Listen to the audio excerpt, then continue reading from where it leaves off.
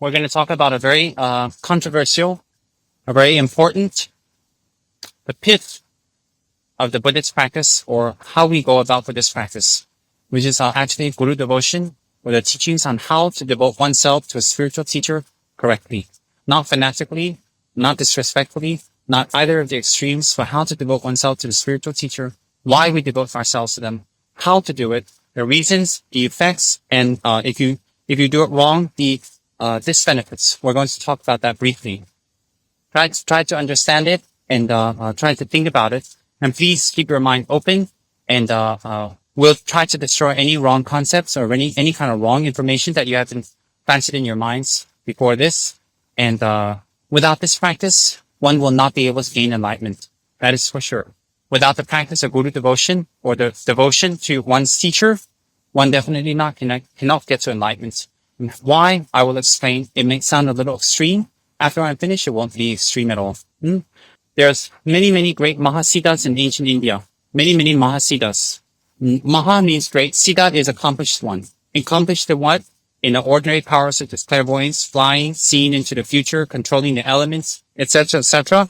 But more a Mahasiddha that has attained bodhicitta and the realization shunyata, who is near enlightenment or enlightened. A Mahasiddha is an ordinary being that has become enlightened. So in this book called Masters of Enchantment, it gives you many examples of great practitioners in the past who have devoted themselves to their spiritual masters, some great scholars, some great erudite pandits and great scholars, some ordinary housewives, ordinary house husbands who just followed their gurus well and became enlightened. Either way, this book expresses the importance of Guru devotion and how people became enlightened in the past due to Guru devotion.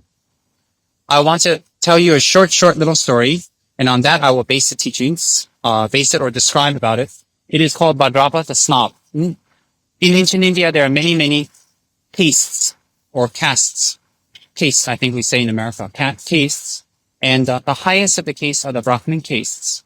Those castes are especially involved in doing religious practice. They must remain clean. They cannot drink alcohol, go near pork. They cannot go to dirty places. They cannot associate themselves with lower castes like the sweepers and washers and meat sellers and wine sellers.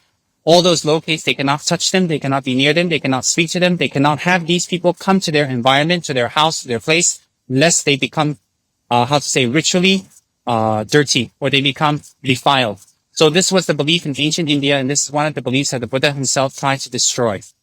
So caste system. Well, we have this caste system all over the world based on skin color, race, background, material, and one station in life. We have castes all over the world, except we have not labeled it. In India, in ancient times, the caste system was very strong. So Brahmins, Brahmins, were the highest of the caste. Rinpoche.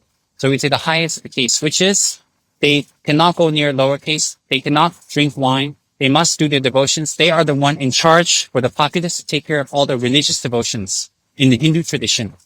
And they cannot touch pork, wine. Menstruating women cannot get near them.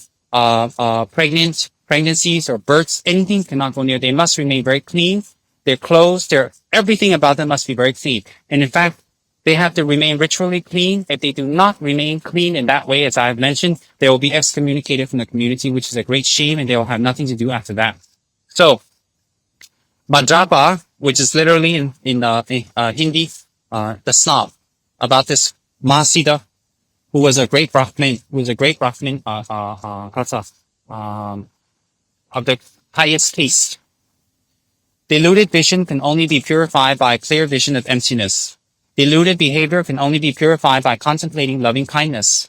Meditation leads to realization that reality is all things made one, and the goal is the pervasiveness of one taste.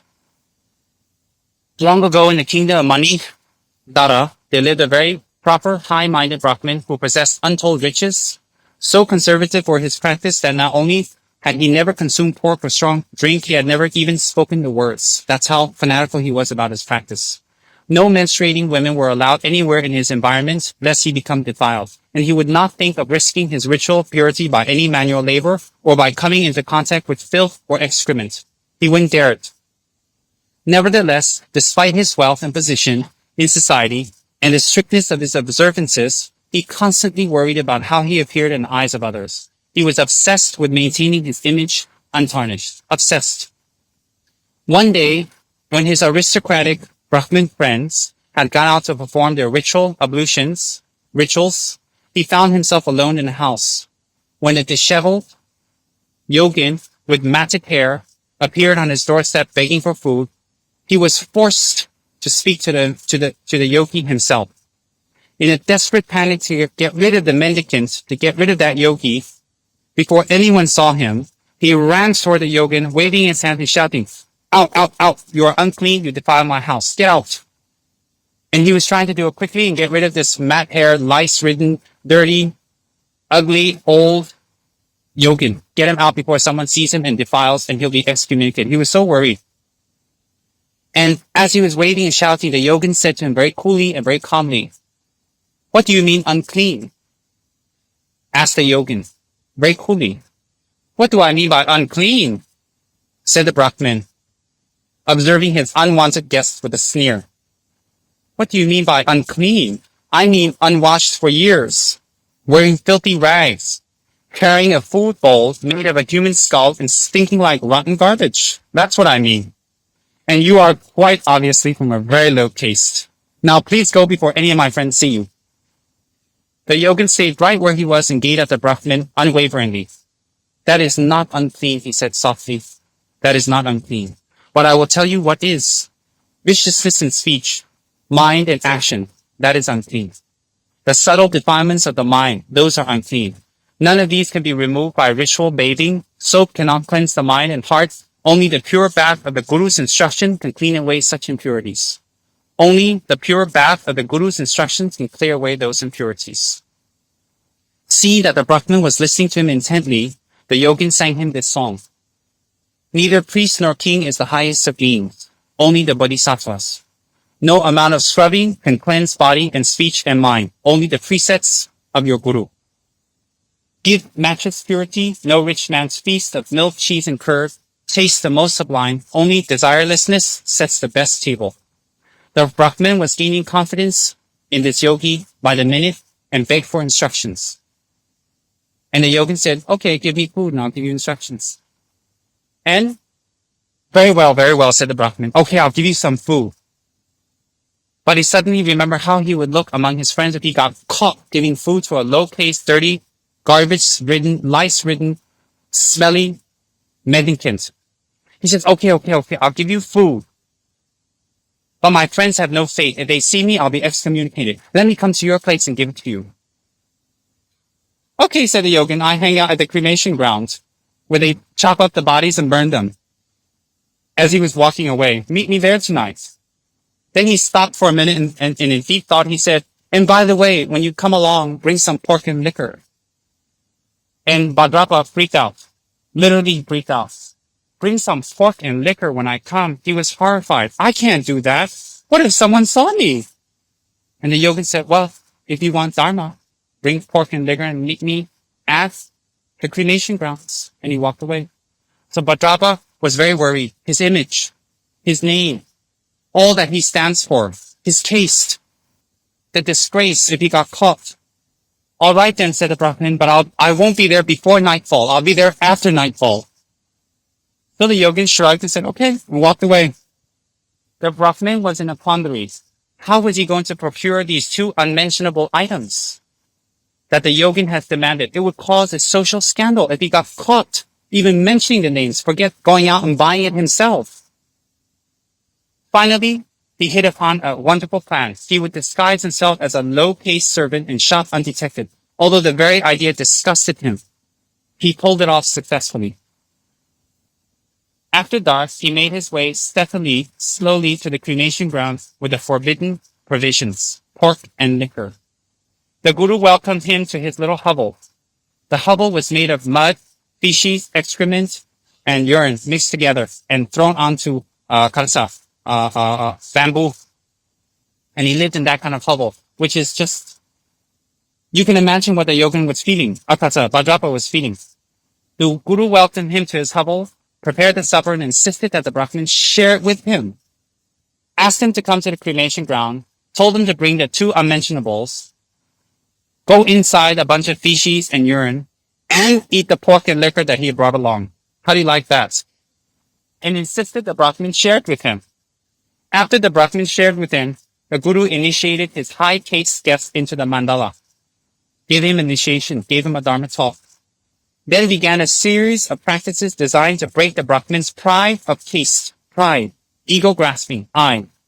As a symbolic demonstration of correct vision, the new pupil was ordered to clean out his master's latrine, a hitherto forbidden task.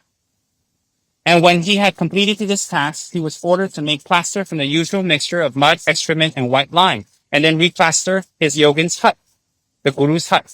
The Guru explained that this was symbolic demonstration of correct action. The white color of the lime represented the sameness of all things, which is the object of correct meditation, unattachment, detachment.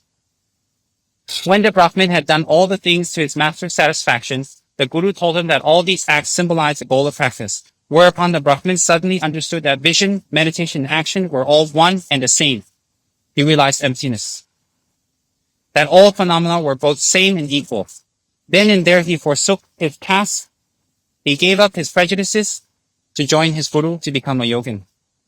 After 6 years of intensive meditation and service to his Guru, in design to breaking his most destructive delusion, the most strongest delusion, pride, after 6 years of meditation, he achieved Mahamudra Siddhi, or enlightenment, and became renowned far and wide as a Yogan Bhadrapa, the auspicious teacher. For the remainder of his life, he worked selflessly for others, and when the time came for him to assume into the paradise of the Dakinis, 500 disciples were able to go up with Bhadrapa without leaving their body, flying up into the sky and going up to Buddha's heaven directly. How skillfully the Guru changed them, how skillfully the Guru converted him, how skillfully the Guru destroyed his pride, broke down his ego, cut away at his attachments, and brought him to freedom, total freedom. How did this person start out? This story can apply to a lot of us who have ego and pride, a lot of us. And each Mahasiddha here expresses a different type of attachment. This one is called Sarva Vaksha. Breakfast, he thought about lunch. While having lunch, he thought about dinner. At dinner, he thought about breakfast. At breakfast, he thought about lunch. And at lunch, he thought about dinner. It was a vicious cycle. He became enlightened. It's wonderful. It's a fabulous story. Each one of these afflictions are different types of Mahasiddhas who have become enlightened. One should try to obtain this book. One should try to get it and try to read through it. It will be very inspiring. One of them.